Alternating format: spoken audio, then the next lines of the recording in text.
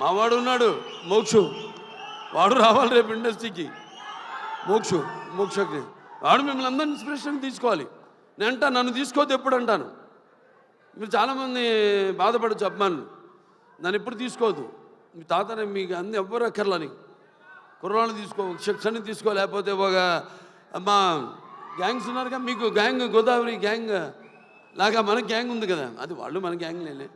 ఇది మన అడివిశేషు కానీ లేకపోతే ఈ సిద్ధు జొన్నలగడ్డ కానీ మన గ్యాంగు తీసుకోవాలి. ఇన్స్పిరేషన్గా తీసుకుంటే నేనున్నా, నీకు అందులో భయం లేదు.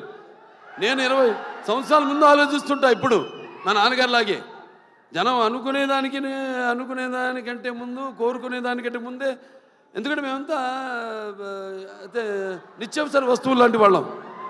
ఎలాగైతే మనం ఈ దైనందిన కళాపాలలో సతమతమవుతూ అన్న వస్త్రాలు అవసరాలు పాతూ సినిమాను కూడా మనం ఎంచుకున్నాం ఒక అవసరంగా. మనం అంటే నిత్యావసర వస్తువులో మనం ఎప్పుడు కనబడుతూ ఉండాలి, ఏదో ఒక కొత్తదనం అందిస్తూ ఉండాలి. అదే నాన్నగారి దగ్గర నేను నేర్చుకుంది. అదే మా తమ్ముడు కూడా అన్న కూడా ఫాలో అవుతున్నాడు. అదే మా ఇంకో చిన్న ఉన్నాడు మోక్షు, రేపు అతను కూడా ఫాలో అవుతాడు అతను అని.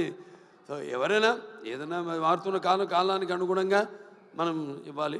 అలాగే ఈ సినిమా ఇంకెవరు త్వరలో ఒక మంచి కాంబో కూడా అనౌన్స్ చేయబోతాం.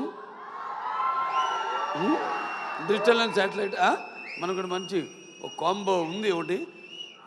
అదే తర్వాత ఇస్తాం, అనౌన్స్ చేస్తాం తర్వాత ఏంటో అది.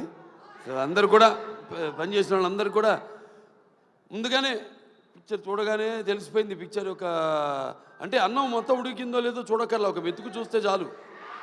మొత్తం చేయి పెడితే చేయి కాలుద్ది, ఒక మెతుకు చూస్తే తెలిసిపోతుంది అన్నం ఉడికిందా లేదా అనేది.